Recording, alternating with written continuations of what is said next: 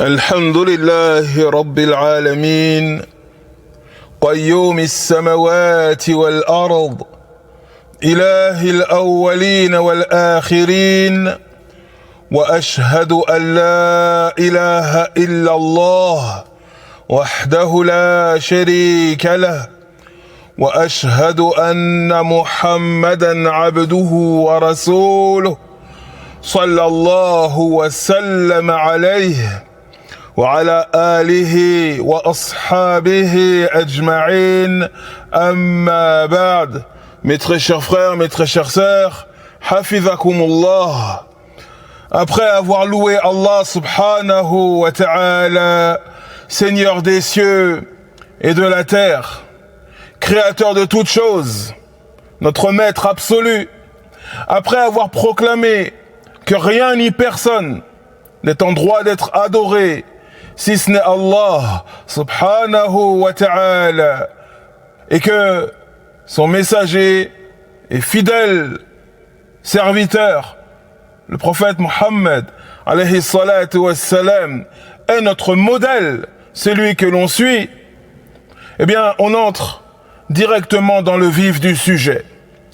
Et parmi les vérités crues, brutes, ces vérités qui sont néanmoins nécessaires, parmi ces vérités essentielles, le fait de savoir que l'être humain, dans cette vie d'ici-bas, n'est rien d'autre qu'un serviteur. Et ça, c'est une vérité essentielle, comme on a dit, qu'on se doit de comprendre. La yakunu al-insan fi hadhihi al-hayati ad-dunya illa 'abdan. L'être humain, dans cette vie d'ici-bas, n'est rien d'autre qu'un serviteur. Un serviteur, homme ou femme, qui accomplit soit le bien, ou soit le mal, ou un peu des deux. Wa nas'alullah al-'afwa wal-'afiyah fi ad-dunya wal-akhirah. Ainsi, où qu'il soit, où qu'il se trouve, qui qu'il soit, quelle que soit sa situation, qu'il soit milliardaire, ou le dernier des petits ouvriers agricoles du Bled, ou du Bangladesh, qu'il soit président, empereur, ou mendiant, SDF, qu'il l'accepte ou non, l'être humain, dans cette vie d'ici-bas, n'est rien d'autre qu'un serviteur. C'est une vérité qu'on se doit de comprendre, qu'on se doit d'intégrer. Nous ne sommes rien d'autre que des serviteurs. Maintenant, reste à déterminer quel type, quel genre de serviteurs nous sommes. Soit la personne, soit cet être humain est un serviteur d'Allah, serviteur du Seigneur des cieux et de la terre, serviteur du Tout-Puissant, du Sage, du Tout Miséricordieux. Allah subhanahu wa ta'ala, wa nas'alullah an yaj'alana kadhalik, et on demande à Allah de faire de nous ce genre de serviteur, ou soit cet être humain, wal'iyadhu billah, qu'Allah nous en préserve, eh bien, c'est un serviteur de ses passions, de ses mauvais penchants, un serviteur de ses désirs, un serviteur de ce bas monde, hein? Et au final, un serviteur du diable maudit.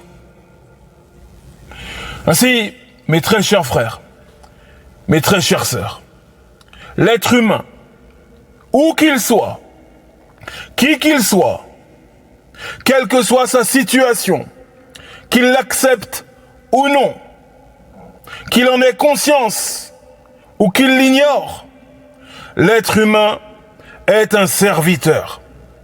C'est pour cela que le grand savant, Shaykhul Islam Ibn Taymiyyah, rahimahullah, a dit « Kullu man istakbara an ibadatillah la budda an ya'buda ghayrahu » Il a dit, dans son livre Al-Ubudiyyah, il a dit « Quiconque, par orgueil, refuse d'adorer Allah, adorera autre qu'Allah, et ceci est inévitable. » Quiconque, par orgueil, refuse d'adorer Allah, adorera autre qu'Allah, et ceci est inévitable.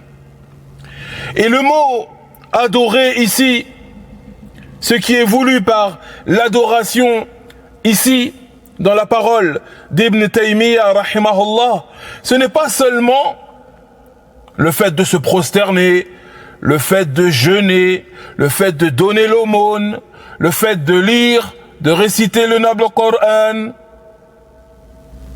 Ce n'est pas seulement le fait d'accomplir le pèlerinage, d'avoir le meilleur des comportements, le fait de se lever la nuit pour accomplir des prières supplémentaires. Non, ce qui est voulu ici par le fait d'adorer Allah, lorsqu'il nous dit « Quiconque par orgueil se refuse d'adorer Allah, adorera inévitablement autre qu'Allah », ce qui est voulu ici par l'adoration, c'est tout d'abord le fait de se soumettre intérieurement, le fait de donner une valeur suprême, le fait d'obéir de manière absolue. Ainsi, si une personne refuse d'adorer Allah, si une personne refuse de se soumettre à Allah par orgueil, eh bien cette personne n'est pas pour autant libre et indépendante. Ça, c'est une chose qu'on doit comprendre.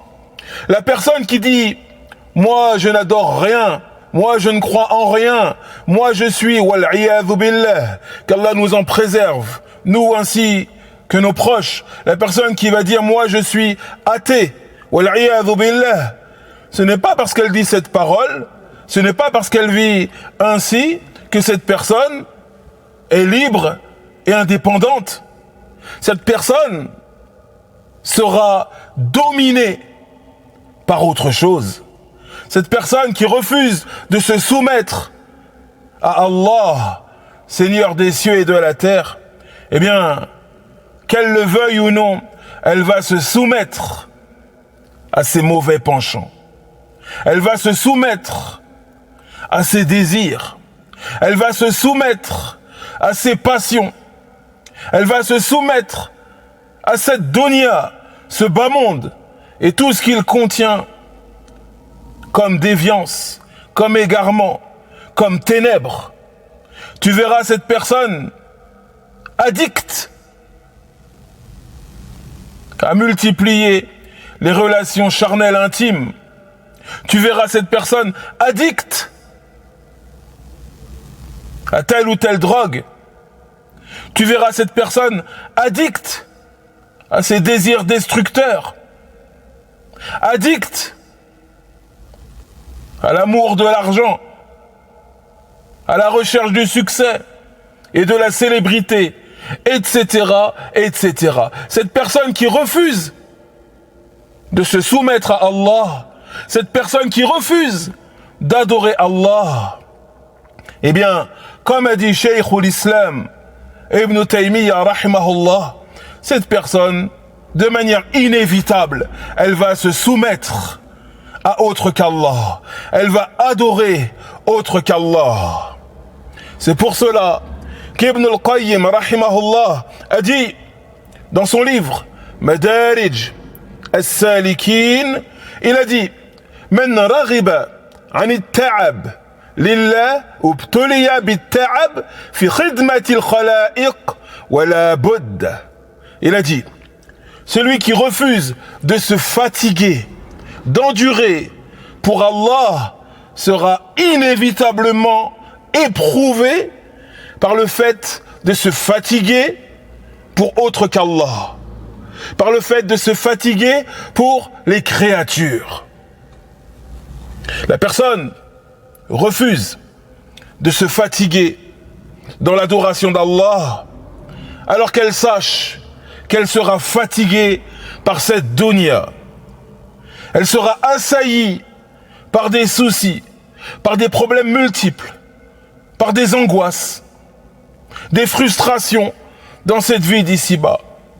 Tout comme la personne qui refuse de dépenser pour Allah, eh bien cette personne, elle verra son argent partir, se dilapider dans des choses inutiles et stupides.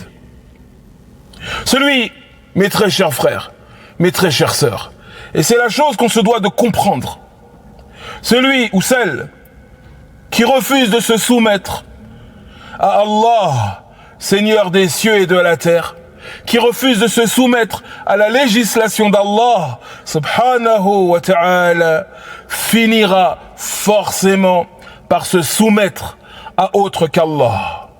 Cette personne finira par se soumettre à des choses qui le rendront triste et perdu.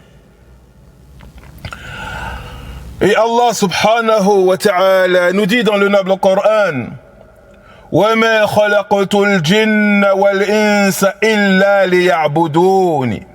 Il nous dit: et je n'ai créé les djinns et les êtres humains seulement pour qu'ils m'adorent.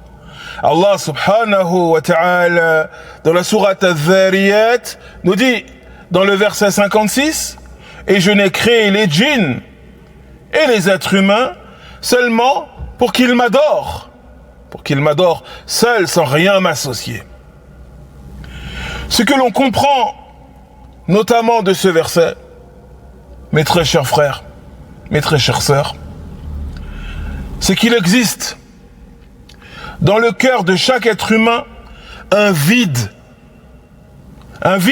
que rien ne peut combler, un vide que rien ne peut remplir comme il se doit, si ce n'est l'adoration d'Allah, l'amour et la crainte d'Allah. Seules ces choses-là peuvent remplir ce vide qui se trouve dans le cœur de tout être humain. Car l'être humain a été créé pour adorer son Seigneur.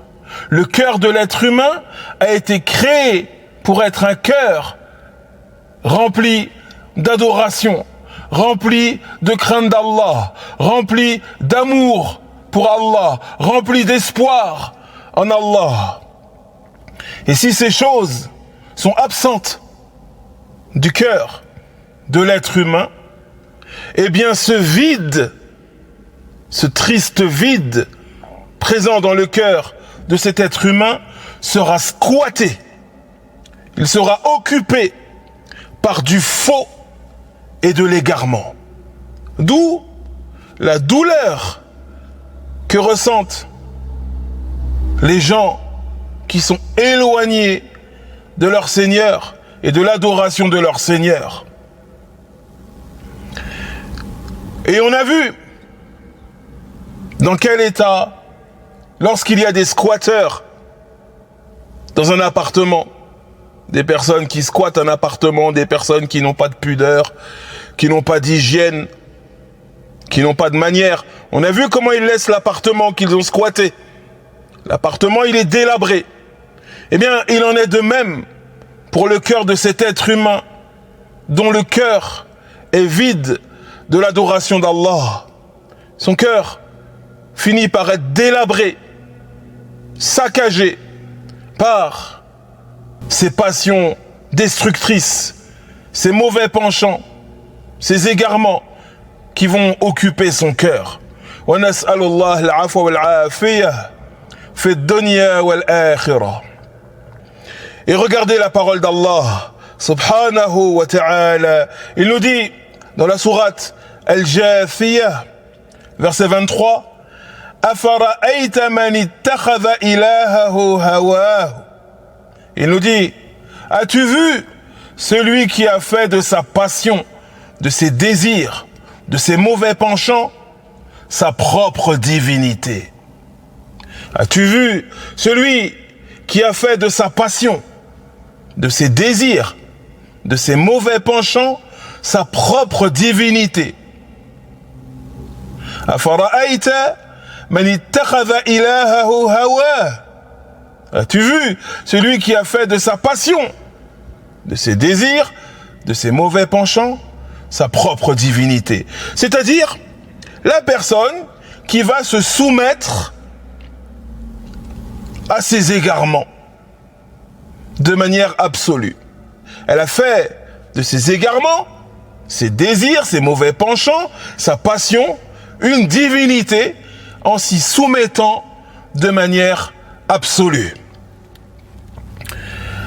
Et méditons ensemble, mes très chers frères, mes très chères sœurs, hafizakumullah, sur la parole du messager d'Allah, alayhi salatu wassalam, qui nous dit Ta'isa abdud dinar, Ta'isa abdud dirham, Ta'isa abdul khamisa, Ta'isa abdul khamila, in u'tiya radi, wa in lam yu'ta sakhit. Ta'isa wa intakas. Rawahu al-Bukhari. Il nous dit, sallallahu alayhi wa sallam, qu'Allah le comble de ses éloges et de ses salutations bénies, notre noble prophète, alayhi salatu wassalam, il nous dit, malheur à l'adorateur du dinar, le serviteur du dinar. Malheur à l'adorateur du dirham, le serviteur du dirham. Et le dinar, c'est la pièce d'or. Et le dirham, c'est la pièce d'argent. Et il nous dit, malheur aux serviteurs des vêtements luxueux et des étoffes rares et précieuses, les riches parures. Malheur à lui, s'il reçoit, si on lui donne, il est satisfait. Mais s'il ne reçoit pas, s'il est privé de ces choses-là, eh bien il se met en colère. Malheur à lui, nous dit le prophète Mohammed, alayhi salatu wassalam, et qu'il soit humilié. Et qu'une telle personne soit humiliée. Et ce hadith, comme on l'a dit, est authentique. Il a été rapporté par l'imam al-Bukhari. Et ce hadith, il ne signifie pas qu'il est interdit aux croyants ou à la croyante de posséder quelques biens de valeur. Ceci ne signifie pas qu'il est interdit d'avoir quelques beaux vêtements, notamment pour les mettre pour la prière du Jumu'ah ou pour la prière du Eid. C'est pas interdit d'avoir quelques beaux vêtements.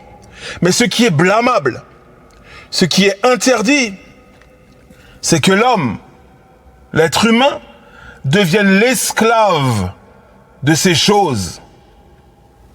Qu'il devienne le serviteur, l'adorateur de ces choses matérielles. Qu'il laisse l'amour de ces choses s'emparer de son cœur et diriger sa vie.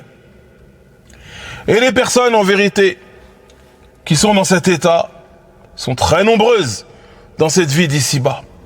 Et leur nombre, en vérité, ne cesse d'augmenter. Regarde ces influenceurs, ces célébrités, ces gens qui sont prêts à tout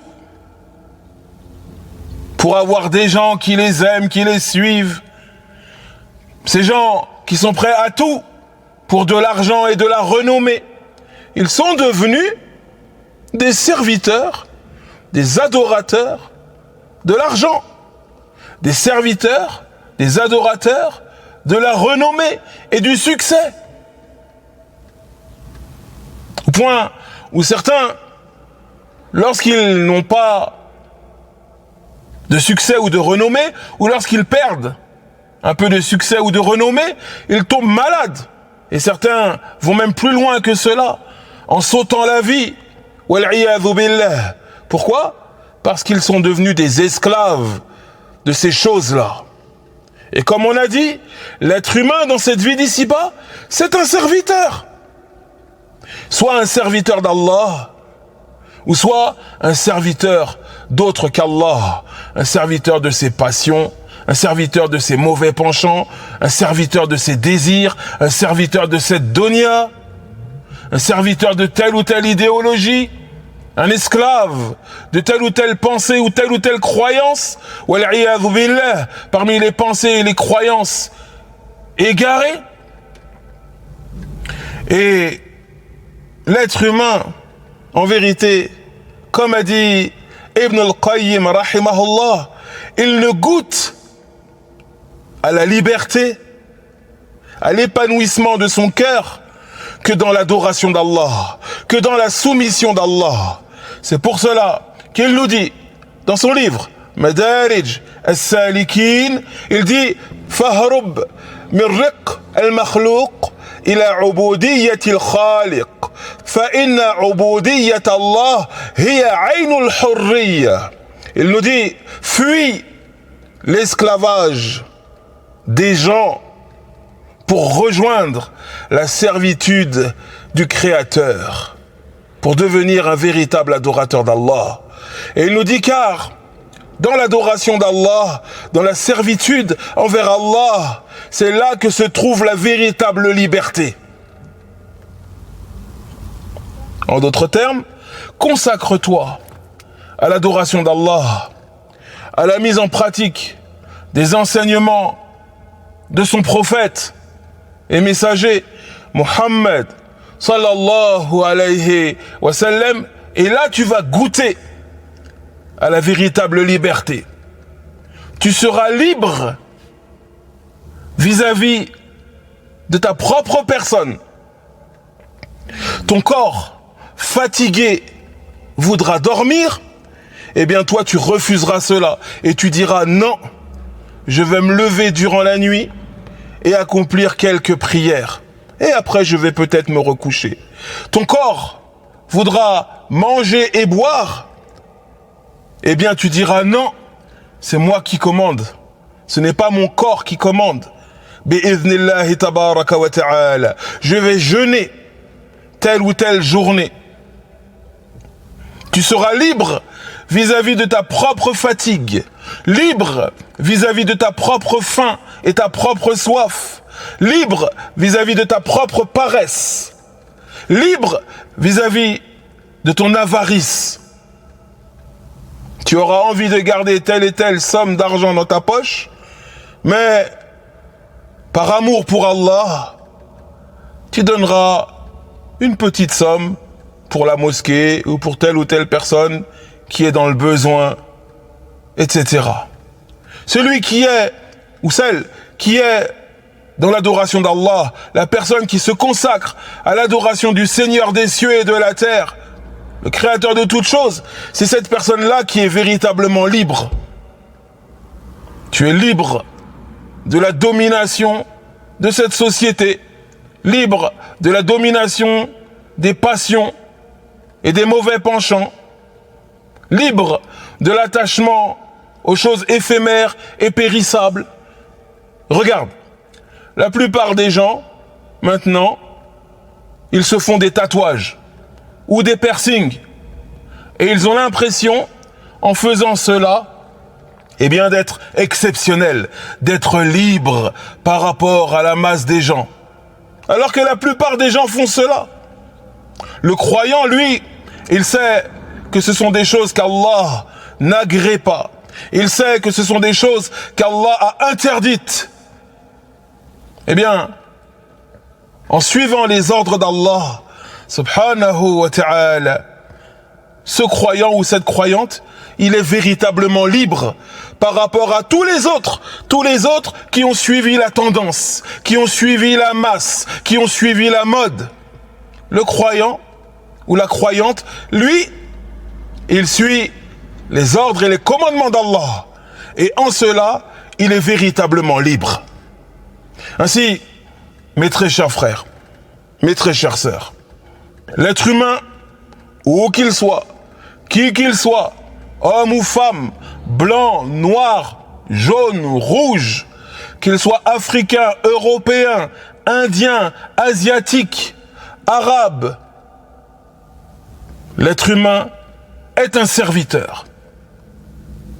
Soit un serviteur d'Allah, subhanahu wa ta'ala, ou soit un serviteur, un esclave de ce bas monde, de ses passions, de ses désirs, de ses mauvais penchants, de telle ou telle idéologie tordue et perverse. Ainsi que chacun d'entre nous regarde son lien avec Allah, que chacun d'entre nous regarde de quoi est rempli son cœur.